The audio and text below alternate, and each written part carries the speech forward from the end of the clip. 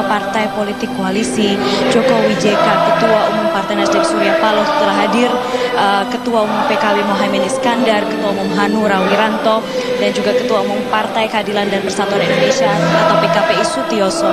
Dan yang menarik juga seperti yang sudah tersebar informasinya beberapa hari sebelum ini, bahwa ada dua ketua umum, dua petinggi partai politik yang berasal dari Koalisi Merah Putih akan hadir, dan benar hadir di sini, yaitu pelaksana tugas ketua umum Partai Persatuan Pembangunan Emron Pangkapi, dan juga dari petinggi Partai Amanat Nasional adalah Wakil Ketua Umum Derajat Wibowo dan juga Ketua DPP Catur Sabto Edi. Saat ini sedang berlangsung adalah laporan dari Sekjen PDI Perjuangan Cahyokumolo memberikan memimpin mengheningkan cipta, dan setelah ini akan dilanjutkan dengan laporan Ketua Panitia Penyelenggara Rakernas keempat PDI Perjuangan Puan Maharani, dan terakhir akan ditutup oleh pidato politik Ketua Umum PDI Perjuangan Megawati Soekarno Putri.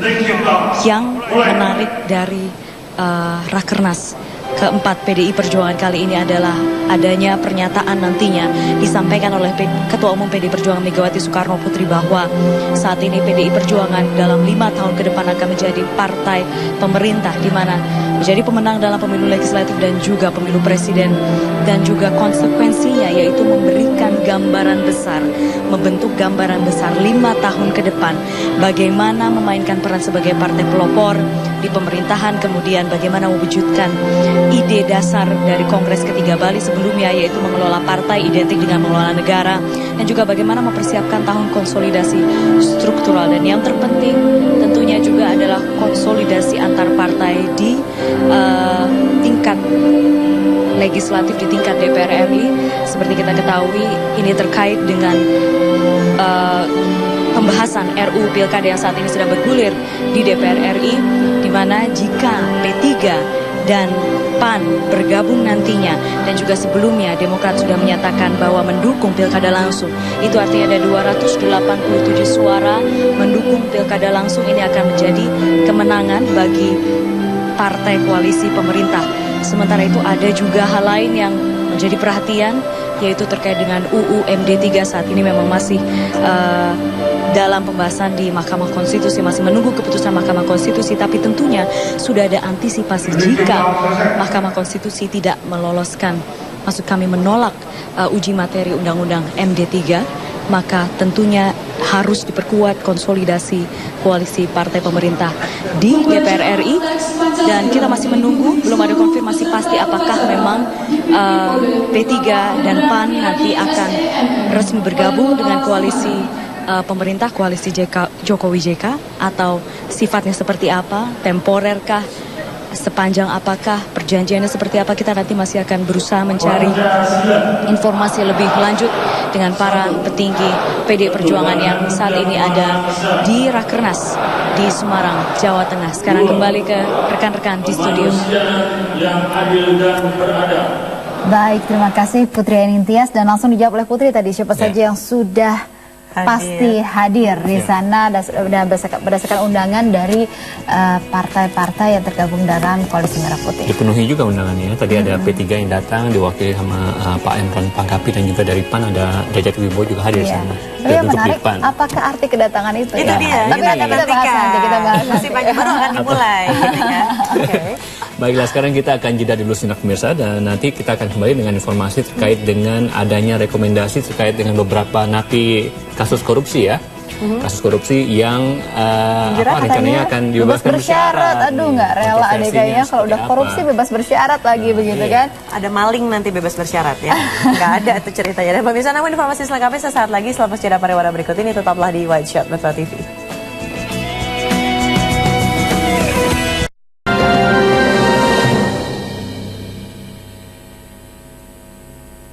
Dipersembahkan oleh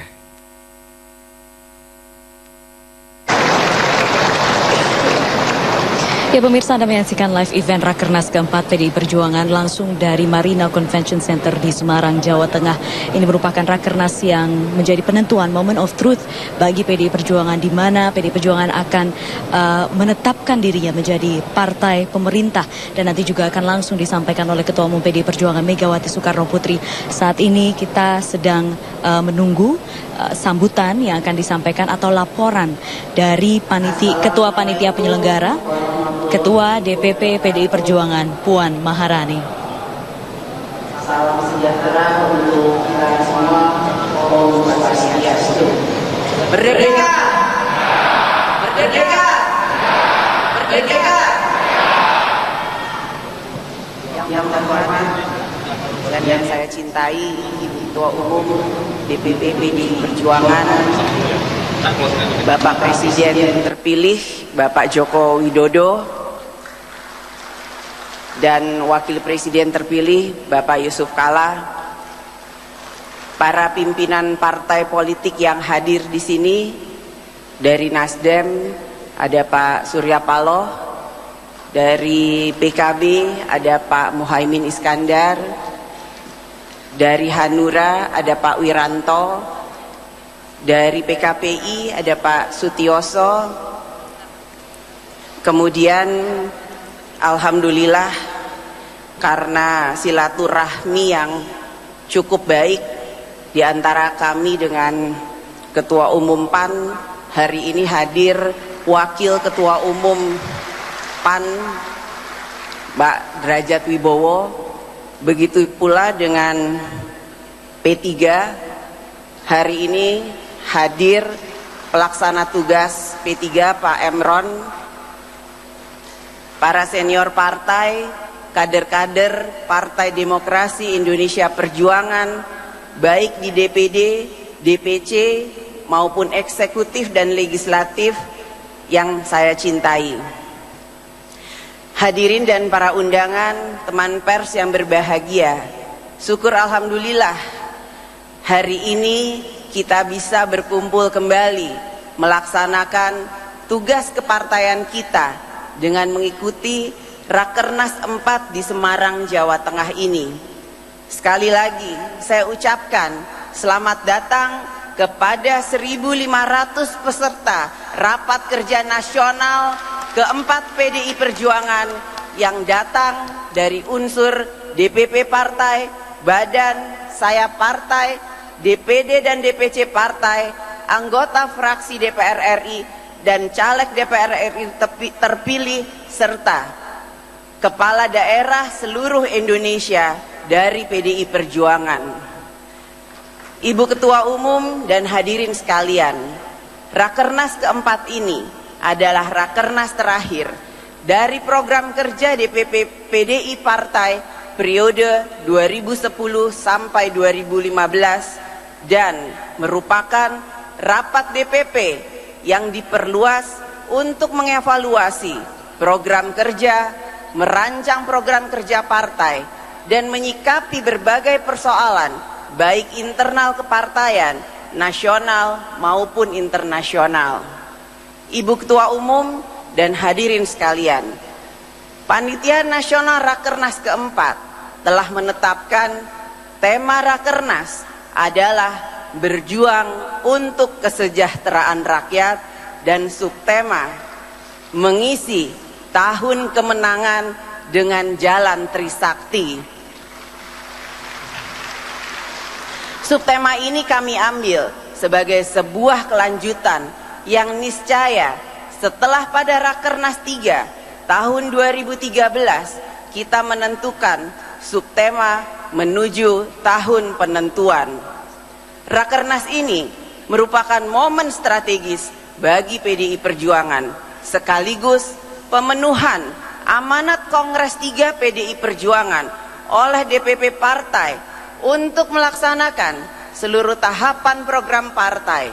Dengan kata lain, inilah penggenapan seluruh tahapan program partai sesuai dengan amanat Kongres 3, yaitu mengisi tahun-tahun kemenangan yang bisa kita rebut dan kita peroleh pada tahun 2014 ini. Ibu Ketua Umum dan hadirin sekalian, sebagai Ketua DPP Bidang Politik dan Hubungan Antar Lembaga yang dipercaya oleh Ibu Ketua Umum sebagai Ketua BP Pemilu dan Ketua BP Presiden tahun 2014, saya merasa berbahagia dan patut bersyukur kepada Allah Subhanahu wa Ta'ala karena telah selesai menjalankan tugas tersebut dan mempersembahkan kepada keluarga besar PDI Perjuangan dan rakyat Indonesia sekaligus kemenangan pemilu legislatif dengan perolehan suara sah 18,95% dan pemilihan presiden dengan perolehan suara sah 53,15%. Hal inilah yang membuat hari ini terpilih presiden dan wakil presiden dari PDI Perjuangan dan partai pendukungnya.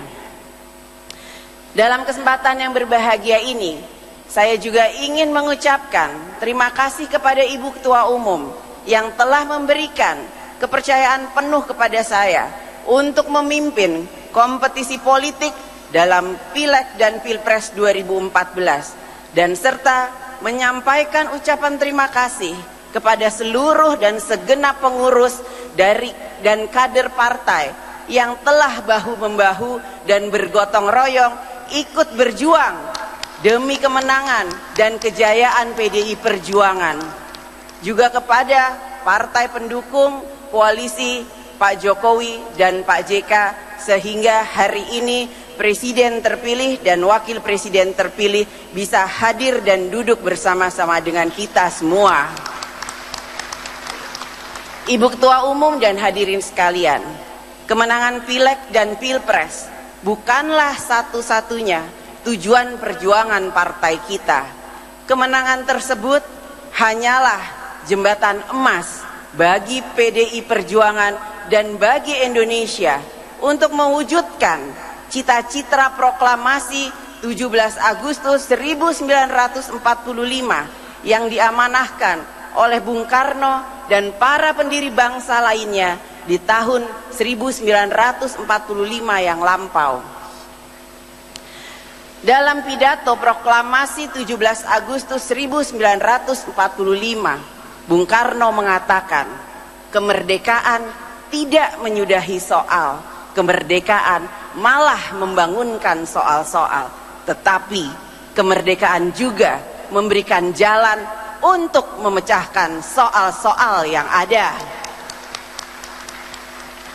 Atas dasar amanah pidato Bung Karno tersebut, momentum Rakernas 4 ini harus kita jadikan momentum strategis untuk membahas, merumuskan, dan menetapkan langkah-langkah dan program strategis untuk menjawab berbagai persoalan kemasyarakatan dan kebangsaan kita di tahun kemenangan ini.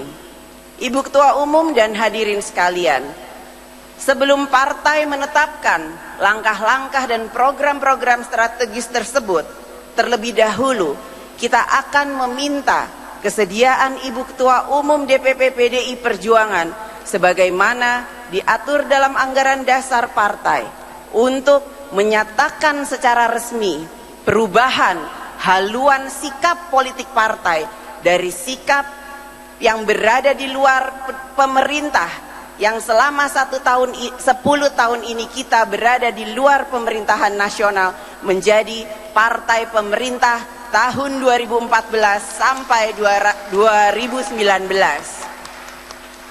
Yang harus kita ingat bahwa partai pemerintah, maka PDI Perjuangan harus mampu mengisi kemenangan yang sudah diamanahkan kepada rakyat, kepada kita. Mengisi kemenangan sangatlah penting karena PDI Perjuangan memiliki kewajiban ideologis untuk menata kembali sistem kehidupan berbangsa dan bernegara untuk kembali kepada nilai-nilai Pancasila, cita-cita proklamasi kemerdekaan, tujuan bernegara yang tertuang dalam pembukaan Undang-Undang Dasar Negara Republik Indonesia tahun 1945 serta melalui Trisakti sebagai haluan politik partai, sehingga secara bertahap tapi pasti rakyat di negeri ini kembali dan boleh berbangga bahwa bangsa dan negara ini berdaulat secara politik, berdikari secara ekonomi, dan berkepribadian dalam budaya. Di akhir sambutan ini, saya ingin mengajak seluruh jajaran kader partai untuk tetap menjaga kekompakan dan semangat kekeluargaan bergotong royong yang menjadi ciri khusus PDI Perjuangan. Mari kita jaga kedaulatan partai kita dengan tetap menjaga kekompakan dan soliditas di antara kita dan selalu bersama dengan rakyat.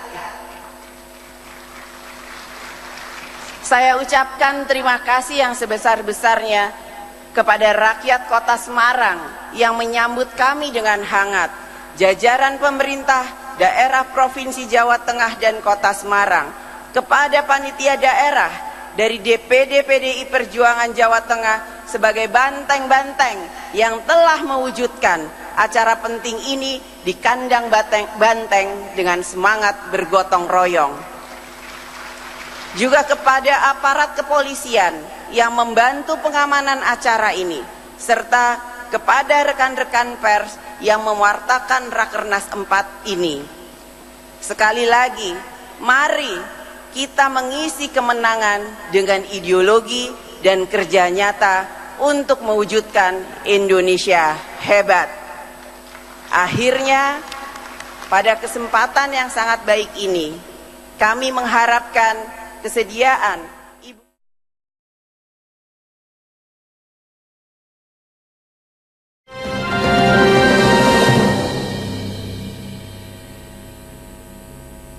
dipersembahkan oleh wabarakatuh. Salam sejahtera untuk kita semua. Om Swastiastu. Merdeka! Merdeka! Merdeka! Yang saya hormati Presiden terpilih Saudara Joko Widodo, Wakil Presiden terpilih Bapak Yusuf Kala,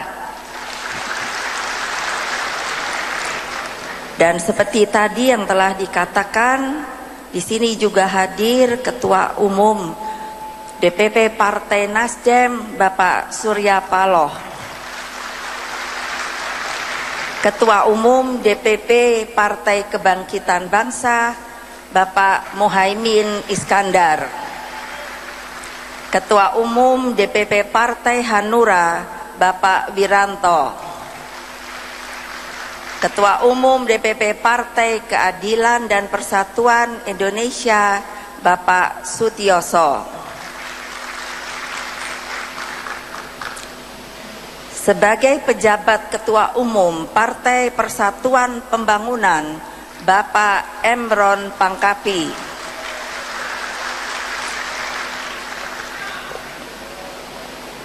Ketua DPP Partai Amanat Nasional Bapak Derajat Wibowo dan Bapak Catur Sabto Edi,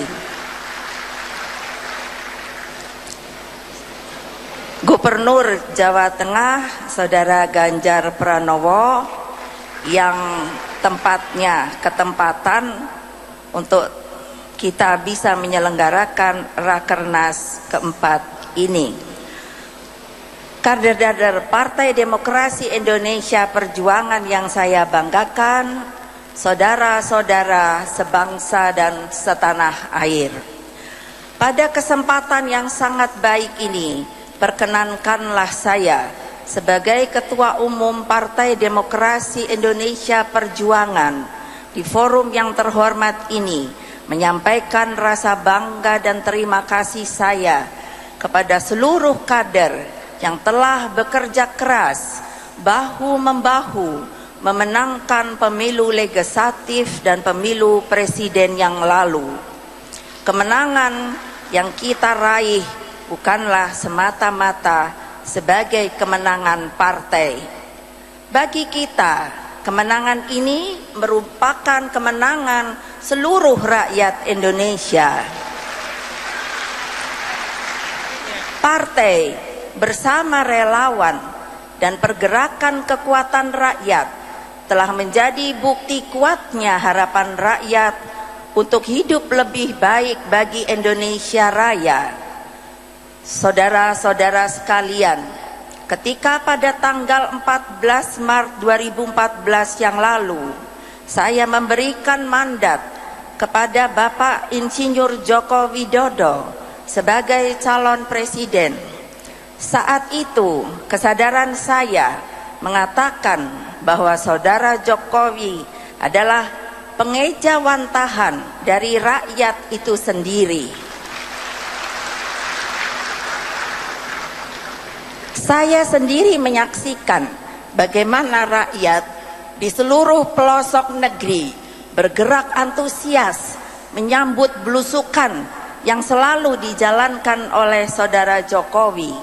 Belusukan menghadirkan wajah kekuasaan dalam keseharian rakyat. Dalam perspektif ideologi, belusukan harus dimaknakan sebagai tradisi politik yang menghadirkan kekuasaan di tengah problematik rakyat itu sendiri. Dengan belusukan itulah pemimpin hadir dan mengorganisir rakyat sebagaimana menjadi inti dari fungsi sebuah partai politik. Bagi saya, hadirnya pemimpin di tengah rakyat merupakan syarat penting bagi pelaksanaan revolusi mental yang akan kita lakukan di kemudian hari.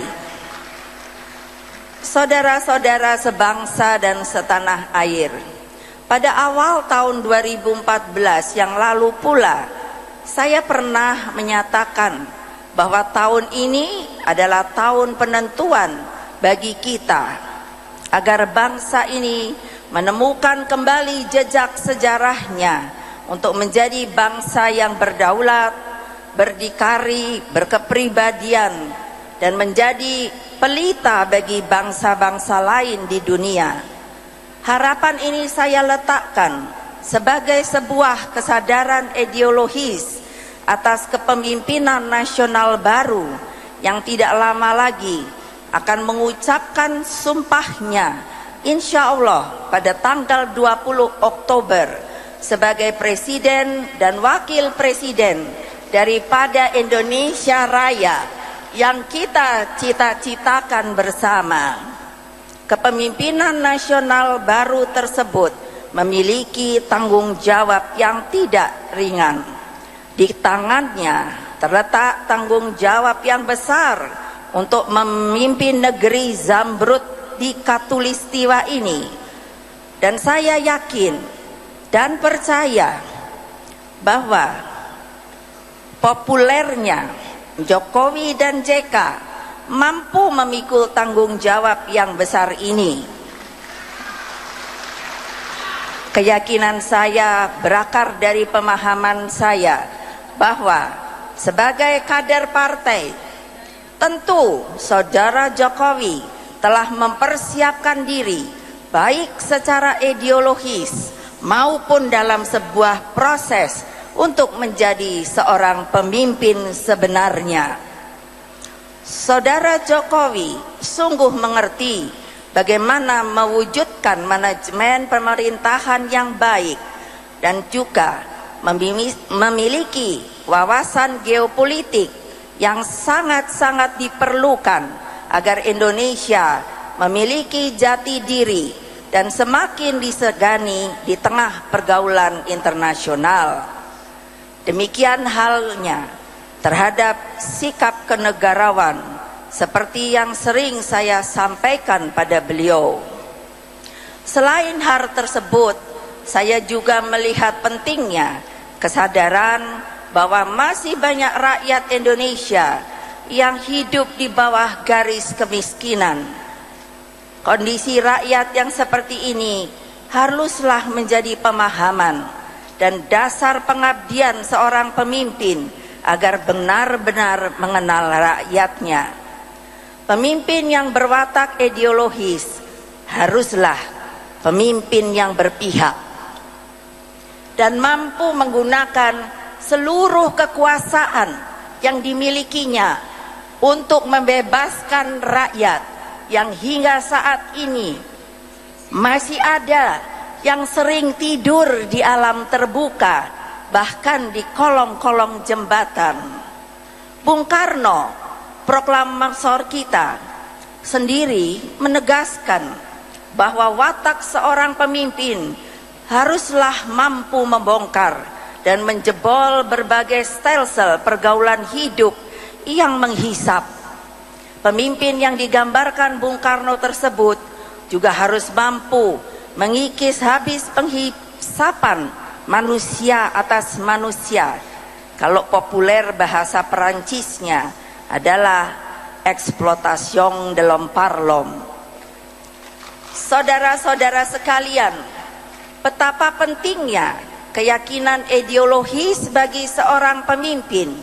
Karena kalau tidak punya ideologi, maka dia bukanlah seorang pemimpin, karena tentunya dia hanya punya kebijakan yang ngawur. Kita sebagai bangsa oleh para founding fathers melalui sidang BPU PKI telah mewarisi suatu perumusan yang sangat baik terhadap cita-cita Indonesia merdeka yang didasarkan pada spirit kebangsaan, peri kemanusiaan, musyawarah untuk mufakat, kesejahteraan yang berkeadilan dalam suatu landasan spiritual yang berdasarkan ketuhanan yang Maha Esa. Inilah dasar ideologi negara. Ideologi hadir tidak hanya sebagai tujuan ataupun sebagai pengarah. Ideologi diperlukan sebagai dasar kebijakan pemerintah negara. Seluruh kerangka ideologis partai telah diletakkan atas dasar Pancasila 1 Juni 1945. Kita sebagai partai politik yang secara sesadar-sadarnya menempuh jalan terjar ideologi, kini menghadapi ujian baru. Ujian tersebut justru berangkat dari posisi politik kita yang berubah. Dari sebuah partai yang berada di luar pemerintahan, atau selalu saya katakan, kita tidak berada di dalam kabinet. Dan kini oleh rakyat kita dihantarkan memasuki sebuah posisi politik baru sebagai partai yang berada di dalam pemerintahan di tingkat nasional.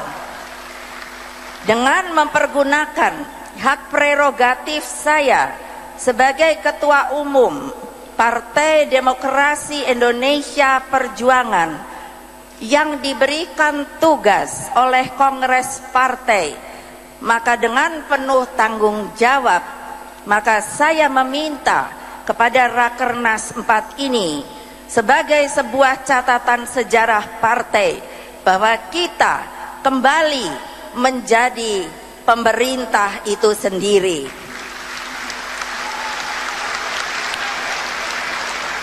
Tanggung jawab ini tidaklah mudah. Berulang kali saya menegaskan bahwa ujian sebenarnya bagi PDI Perjuangan bukan saja ketika partai ini berada di luar pemerintahan. Ujian terbesar justru sekarang ketika kita berada dalam pemerintahan. Disinilah terletak tanggung jawab kita, bagaimana mewujudkan ideologi itu bekerja dalam kehidupan bernegara dan membawa manfaat sebesar-besarnya bagi keadilan dan kemakmuran seluruh rakyat Indonesia. Sebuah ideologi yang hidup, bukan hanya sekedar jargon, hanya kata-kata semata. Saudara-saudara, kemenangan yang dipercayakan rakyat kepada kita telah melapangkan jalan untuk mewujudkan amanat Kongres Bali bahwa mengelola partai ini identik dengan mengelola negara. Berpartai juga sekaligus bernegara. Kini PDI Perjuangan sudah berada di dalam pemerintahan. Kita sudah berhasil menempatkan kader terbaik partai sebagai seorang Presiden Republik Indonesia. Saya ingin menitipkan kepada Saudara Joko Widodo, harus selalu ingat bahwa beliau adalah sebagai kepala pemerintahan dan sekaligus kepala negara bagi seluruh rakyat Indonesia. Tugas kita bersama tidak hanya memberikan dukungan pada kepemimpinan Saudara Joko Widodo dan Bapak Yusuf Kalla dalam mewujudkan Trisakti, bukan saja sebagai visi besar kita bersama, tapi juga memainkan peran aktifnya. Visi yang ingin diwujudkan Saudara Joko Widodo dan Bapak Yusuf Kalla adalah bagian dari perjuangan kita semua bersama, yakni mewujudkan Indonesia yang berdaulat di bidang politik, berdiri di atas kaki sendiri dalam bidang ekonomi dan berkepribadian dalam kebudayaan. Itulah hakikat Trisakti yang kita perjuangkan selama ini. Karenanya, pertama-tama diperlukan adanya perubahan mental dan sikap politik dari seluruh kader partai, dari kekuatan yang berada di luar pemerintahan menjadi sebuah kekuatan baru yang bukan saja berada dalam pemerintahan, tapi ingat, telah menjadi pemerintah itu sendiri. Saudara-saudara, perubahan di atas membutuhkan prasyarat tertentu. Yang paling awal adalah kemauan kita untuk mengubah secara fundamental mentalitas kita dalam berpartai. Dari mentalitas sebagai kekuatan penyeimbang yang berada di luar pemerintahan menjadi partai yang berada di dalam pemerintah itu sendiri. Praktisnya, dulu kita tidak berada dalam kabinet, dan sekarang kita sendiri yang membentuk kabinet itu. Pergeseran karakter menjadi partai pemerintah mengharuskan kita menata lagi langkah, baik antar tiga pilar partai secara horizontal maupun sinkronisasi irama kerja secara vertikal antara struktur partai dari DPP hingga ranting dan anak ranting, dengan kader partai di legislatif dan juga eksekutif, haruslah menyatukan tekad dan kehendak untuk berjuang bersama-sama bagi kesejahteraan rakyat. Demikian pula dengan seluruh kader partai di pemerintahan daerah, haruslah terus bersinergi, bergandengan tangan dalam memikul tanggung jawab pemerintahan yang akan kita lakukan. Dan pemerintahan sekarang ini akan mendapat sebuah warisan yang cukup berat kondisinya. Konsolidasi sebagai partai yang berada di dalam pemerintahan inilah yang menjadi penopang pemerintahan dari Jokowi JK. Karena itulah Saudara Joko Widodo tidak boleh dan jangan dibiarkan sendiri. Apa yang beliau perjuangkan adalah mewujudkan platform perjuangan partai. Semua yang dikerjakan oleh Presiden adalah elaborasi dari Trisakti itu sendiri. Trisakti yang dilaksanakan dalam tradisi musyawarah dan gotong royong sebagai nilai fundamental yang bisa membawa kita menjadi bangsa yang besar dan kuat. Inilah momentum pembuktian dari kebenaran ucapan Bung Karno bahwa kita kuat karena bersatu, kita bersatu karena kuat. Tanggung jawab kita tidak hanya sampai di situ. Seluruh kader, terutama yang ada di jabatan publik daerah, harus bisa menghadirkan wajah pemerintahan Jokowi JK di masing-masing daerah. Wajah yang bersih, wajah yang santun, wajah yang bekerja keras, dan wajah yang merakyat. Pasti rakyat akan mendekat dan mencintai PDI Perjuangan. Saudara-saudara sekalian, dalam kesempatan yang baik ini pula, saya ingin mengajak saudara-saudara ingin menyampaikan sebuah kontemplasi dalam perjalanan sejarah bangsa kita. Kontemplasi ini berangkat dari pengalaman saya sebagai presiden terakhir yang saat itu masih disebut sebagai mandataris MPR. Kedudukan MPR pada waktu itu sebagai lembaga tertinggi negara dan sekaligus pemegang dari seluruh rakyat Indonesia adalah MPR. Mengemban amanat rakyat untuk melakukan reformasi yang salah satu agendanya adalah meletakkan kedaulatan rakyat sebagai hukum tertinggi melalui pemilihan umum. Penjabarannya pun dilakukan melalui pelaksanakan pemilu secara langsung. Oleh Undang-Undang Dasar Republik Indonesia tahun 1945, hasil amandemen, saya mendapat penugasan untuk pertama kalinya menyelenggarakan pemilu presiden dan wakil presiden secara langsung.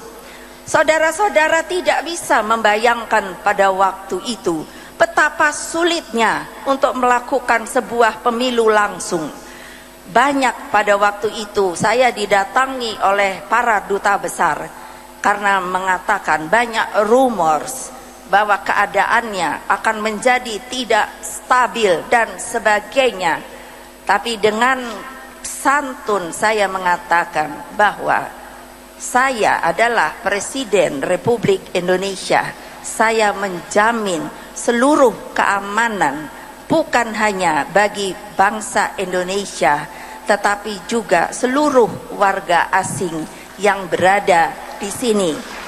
Apa maksudnya? Atas dasar amanat reformasi ini pula, maka pelaksanaan pemilu kepala daerah dan wakil kepala daerah juga dilaksanakan secara langsung. Gagasan pemilu langsung tersebut sekaligus sebagai antitese atas kepemimpinan Orde Baru yang cenderung represif pada waktu itu dan melanggengkan kekuasaan melalui pemilu sebagaimana yang kita kenal pada saat itu. Maka pemilu secara langsung pun menjadi suatu arus dan ruang pembuka demokratisasi yang sangat kuat yang mengembalikan kedaulatan tertinggi berada di tangan rakyat. Pemilu langsung adalah salah satu penanda penting, landmark bagi membedakan Orde Baru dengan era reformasi sekarang ini.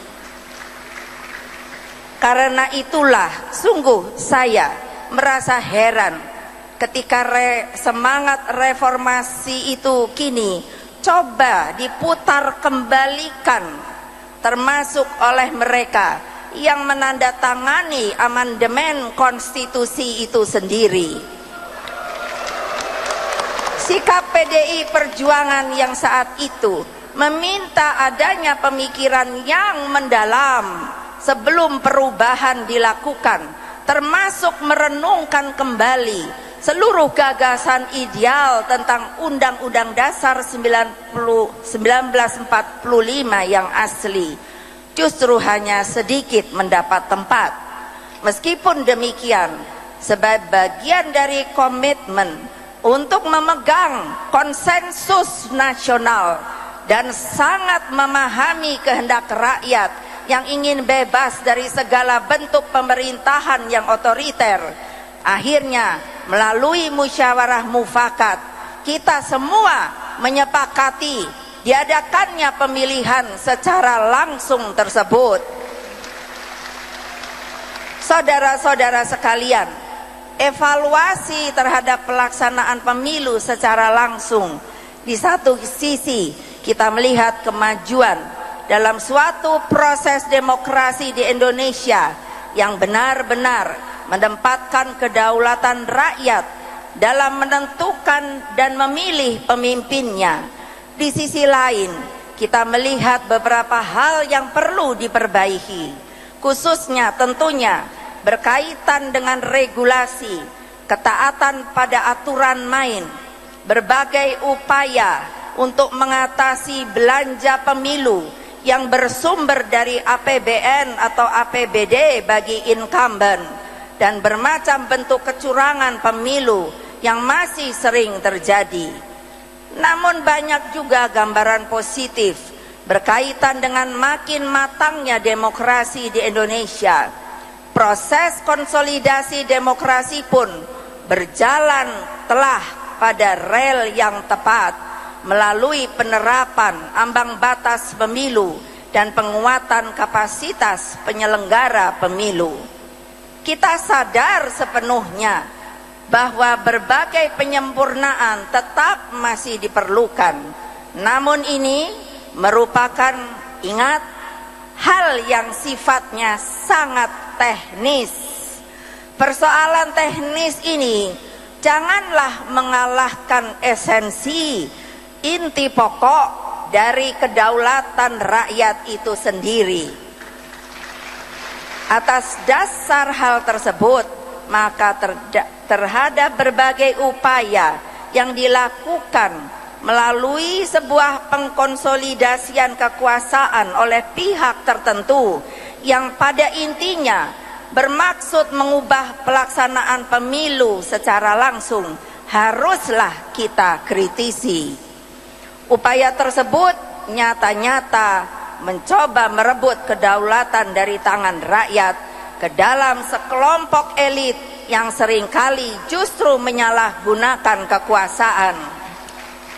Saya sendiri berpendapat bahwa perdebatan akhir-akhir ini terkait dengan RUU Pemilu Kepala Daerah yang ingin dikembalikan kepada pemilihan melalui DPRD merupakan sebuah gerak mundur.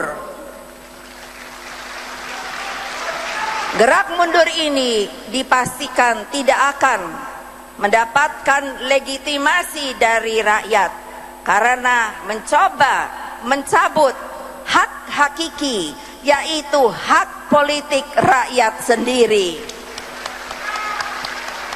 Cobalah kita ingat sejarah bangsa. Sebagai contoh, sebenarnya kalau berbicara soal pemilu, tidakkah ingat bahwa kita sudah pernah berpemilu pada tahun 1955 dan itu dilakukan secara langsung dan itu berjalan dengan baik. Apa hakikatnya? Hakikatnya karena rakyat yang menghendaki, maka rakyat yang menjaga pemilu itu sendiri, saudara-saudara. Hal ini berbeda dengan pelaksanaan pemilu legislatif, mengingat konstitusi kita menegaskan bahwa peserta pemilu legislatif adalah partai politik. Sangatlah wajar seandainya sistem pemilu legislatif didasarkan pada proporsional tertutup. Sebab itulah partai mempersiapkan kader terbaiknya, kader partai yang telah melalui berbagai proses seleksi internal secara demokratis, termasuk kaderisasi dan penugasan kader partai. Saudara-saudara sebangsa dan setanah air, atas substansi pokok dari semangat reformasi di atas, maka PDI Perjuangan berketetapan untuk menjaga spirit dari reformasi itu sendiri. Akan sangat besar konsekuensinya jika gerak mundur tersebut dianalogikan untuk agenda reformasi lainnya, pemilihan presiden oleh segelintir oligarki. Ingatlah bahwa konstitusi kita masih Undang-Undang Dasar 1945, sebuah pembuktian bahwa pemilu langsung adalah benar-benar kehendak rakyat. Selanjutnya, saya perlu menegaskan bahwa seluruh orientasi kita sebagai bangsa sebaiknya selalu menatap ke depan dengan mengambil hikmah atas pelajaran di masa lalu. Kepemimpinan Saudara Joko Widodo dan Yusuf Kala pada dasarnya merupakan kepemimpinan baru yang berorientasi ke depan dan tidak memiliki beban masa lalu. Sebaiknya energi kebangkitan yang terbatas ini kita satu padukan menjadi sebuah gerakan perubahan yang menyatu dengan kehendak rakyat. Kepemimpinan Jokowi JK, saya yakini akan membuka tangan lebar-lebar bagi seluruh kehendak baik agar bangsa ini kembali menemukan kebanggaannya sebagai bangsa dan siap menyongsong tugas sejarahnya untuk menjadi pemimpin di antara bangsa-bangsa lain di dunia. Saudara-saudara sekalian, mengakhiri pidato saya ini, perkenankanlah saya menyampaikan pesan Bung Karno kepada kita semua bahwa membangun negeri ini tidak cukup dengan pikiran dan materi, tetapi harus dengan hati dan perasaan. Karena kita tidak hanya membangun negara saja, tetapi juga membangun manusianya agar menjadi manusia Indonesia yang berbudi, berjiwa, penuh perasaan, kemanusiaan dan keadilan. Menjadikan manusia Indonesia yang berbahagia lahir dan batin, bukan menjadikan manusia Indonesia yang seperti robot tak punya hati. Kita semua adalah manusia yang hidup di tanah pertiwi bumi Indonesia. Karena demikianlah cita-cita pendiri bangsa. Inilah bukan hanya untuk kebahagiaan lahiriah saja, tetapi juga kebahagiaan jiwanya. Demikianlah makna pembangunan manusia Indonesia seutuhnya. Selamat beraknas. Semoga Allah Subhanahu wa Ta'ala meridhoi perjuangan kita semua. Terima kasih. Wassalamualaikum warahmatullahi wabarakatuh. Om Santi Santi Santi Om. Namo Buddhaya. Merdeka! Merdeka! Merdeka! Dilanjutkan dengan pemukulan gong sebagai tanda pembukaan Rakernas 4 PDI Perjuangan oleh Ibu Hajah Megawati Soekarno Putri. Dimohon mendampingi Sekretaris Jenderal DPP PDI Perjuangan Bapak Cahyo Kumolo, kader partai yang telah menjadi Presiden terpilih Bapak Insinyur Joko Widodo, Ketua Panitia Penyelenggara Rakernas 4 PDI Perjuangan Ibu Puan Maharani, kader partai yang menjadi Gubernur Jawa Tengah Bapak Ganjar Pranowo, dan Ketua DPD PDI Perjuangan Jawa Tengah Bapak Dr. Andes Heru Sujatmoko MSI.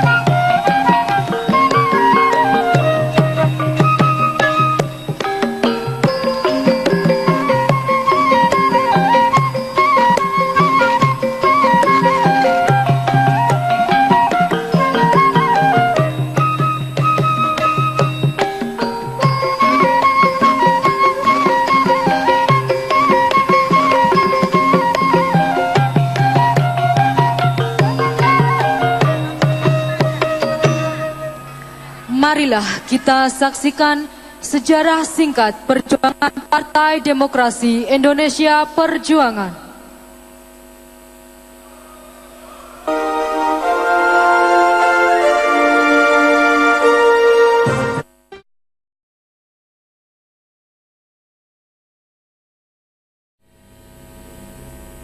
Dipersembahkan oleh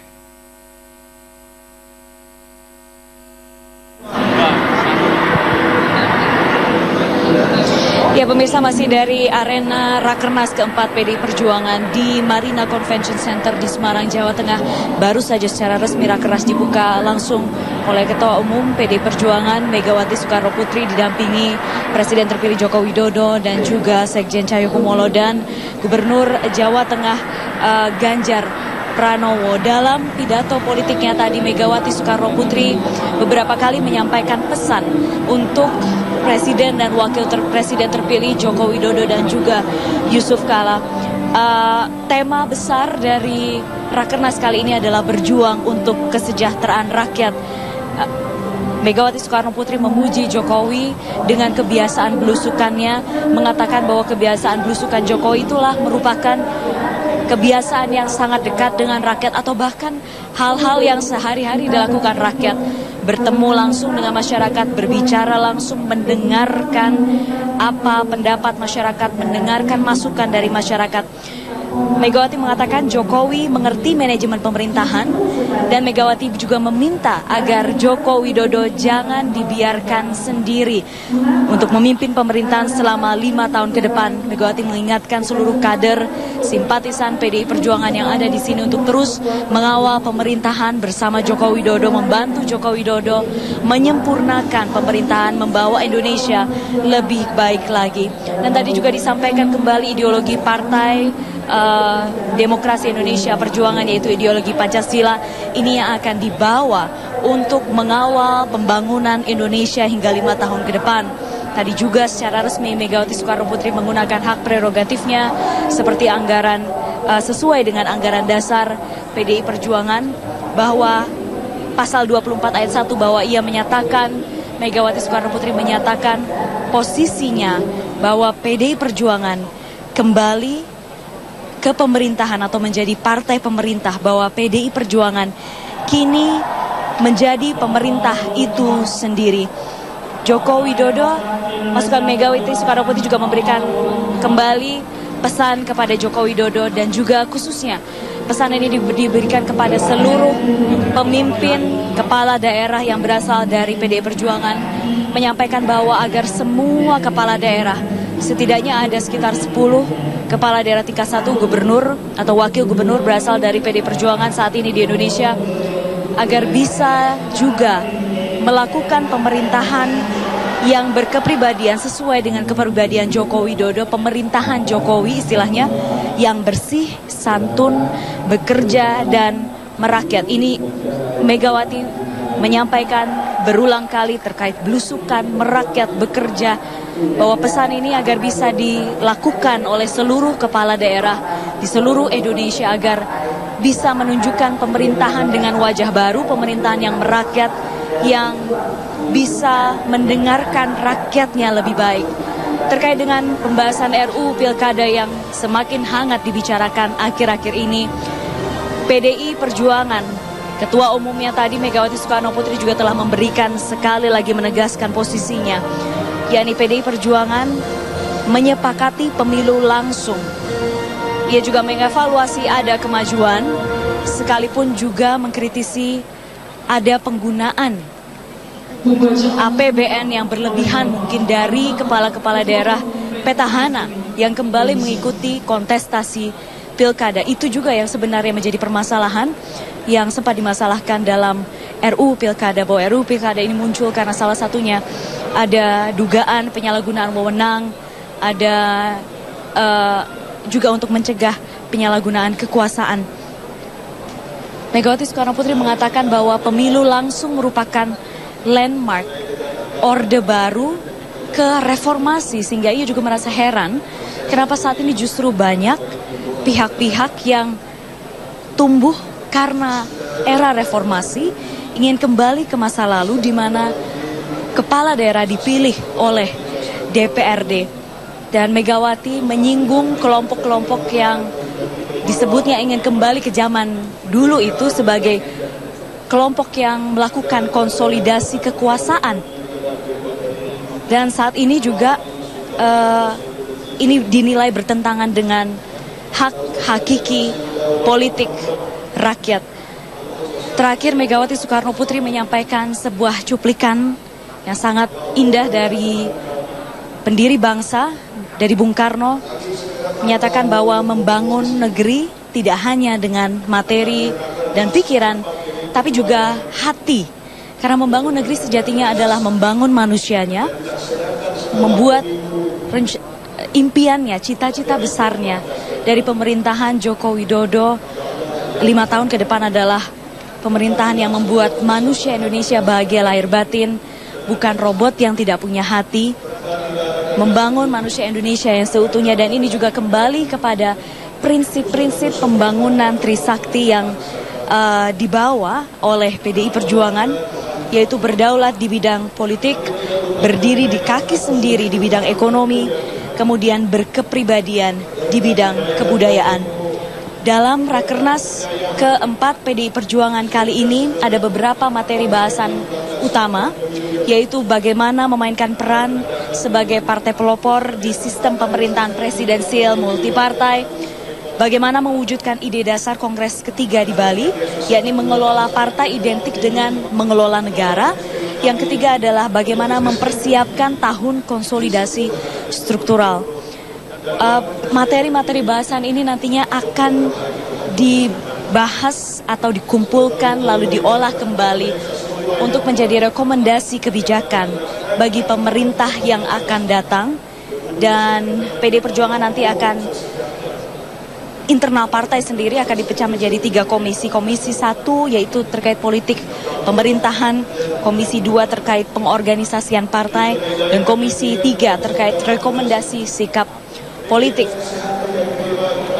Dan mengisi tahun kemenangan dengan jalan Trisakti ini menjadi tema besar Rakernas keempat PDI Perjuangan kali ini. Dan diharapkan hasil Rakernas ini juga nantinya bisa disepakati juga oleh partai koalisi pendukung pemerintah Jokowi JK.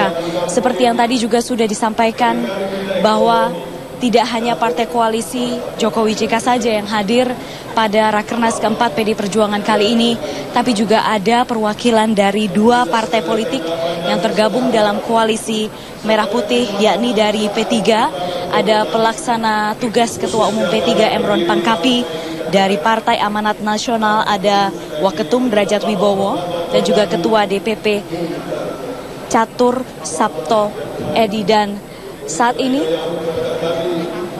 saya akan langsung mewawancarai seorang Mas Arief. Terima kasih sudah hadir bersama kami. Melihat mengkonsolidasikan peta politik, kita langsung ke sana lah. Kita lihat peta politik 5 tahun ke depan. Sekarang sudah ada 2 partai yang sudah kelihatan di sini. Sudah dipastikan merapat atau belum sih sebenarnya? Ya, jadi saya kira itu yang selalu kami sampaikan, bahwa kita selalu berkomunikasi dengan semua partai.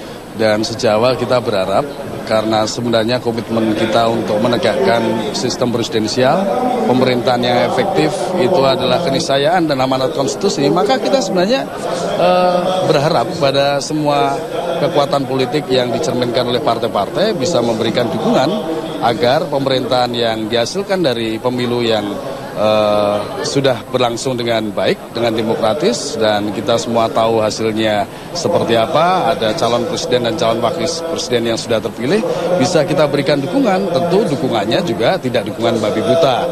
Ada kritik ya di dalamnya yang wajar kalau kita sampaikan, kita berikan. Dan tentu semata-mata adalah mengawal agar pemerintahan yang akan datang bisa berjalan efektif. Yang dimaksud berjalan efektif bukan sekedar pemerintahan itu tidak jatuh bangun, tetapi pemerintahan yang bisa melayani rakyat, berjuang mewujudkan apa yang menjadi kehendak rakyat pada umumnya. Mas Arief, PDI Perjuangan menang legislatif, pemilu presiden juga menang. tapi sepertinya masih terus mencari dukungan karena rasa-rasanya masih akan dikeroyok dalam tanda kutip ya, masih ada upaya untuk itu. Kalau yang sampai sekarang dilakukan konsolidasinya seperti apa sebenarnya untuk menggalang dukungan di DPR saja katakan? Ya, jadi kalau partai konsolidasi ke dalamnya sudah jelas, kita memiliki 3 kekuatan, ada pilar struktur partai, kemudian ada pilar eksekutif partai, artinya kader-kader partai ada di lembaga eksekutif, ada di lembaga legislatif. Itu yang selalu dikonsolidasikan dari waktu ke waktu agar ada satu kesatuan kinerja, satu kesatuan gerakan, dan tentu saja ke depan mengawal pemerintahan yang ada sekarang menjadi pemerintahan yang betul-betul pemerintahan yang utuh, tidak divided, tidak terbelah, tidak terfragmentasi oleh berbagai kepentingan yang justru menyulitkan untuk mewujudkan kepentingan rakyat. Nah, kemudian yang kedua tentu peran partai-partai dalam hal ini adalah DPR ya, melalui DPR RI kita berkomunikasi terus terhadap seluruh proses politik yang terjadi. Memang dinamikanya cukup tinggi ya, terutama menyangkut Undang-Undang MD3. Ya, saya kira tidak hanya kami yang merasa keberatan, kita memberikan kritik, tetapi juga publik.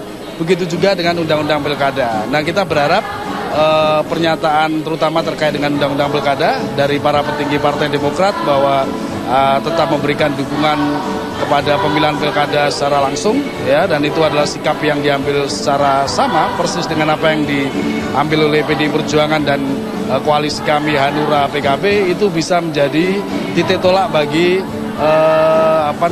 terkonsolidasinya partai-partai yang lain, fraksi-fraksi yang lain. Mas Arief, tapi memang masih ada kesempatan, optimis masih bisa mengumpulkan kekuatan di masa-masa akhir terkait RUU Pilkada nih? Ya, kami melakukan komunikasi intensif. Saya kira besar harapan kami bukan untuk satu kepentingan yang sifatnya pragmatis, tapi sekali lagi adalah pertama terwujudnya keinginan rakyat ya, berjalannya pemerintahan yang efektif, dan tentu demokrasi kita harus lebih baik, lebih maju di masa yang akan datang.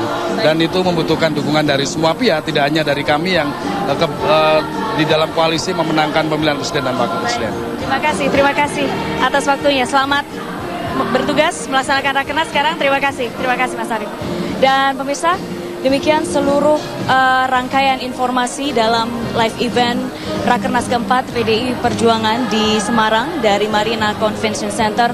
Rakernas masih akan berlangsung hingga tanggal 21 September 2014. Selanjutnya adalah acara panel tertutup bersama Ketua Umum PDI Perjuangan Megawati Soekarno Putri.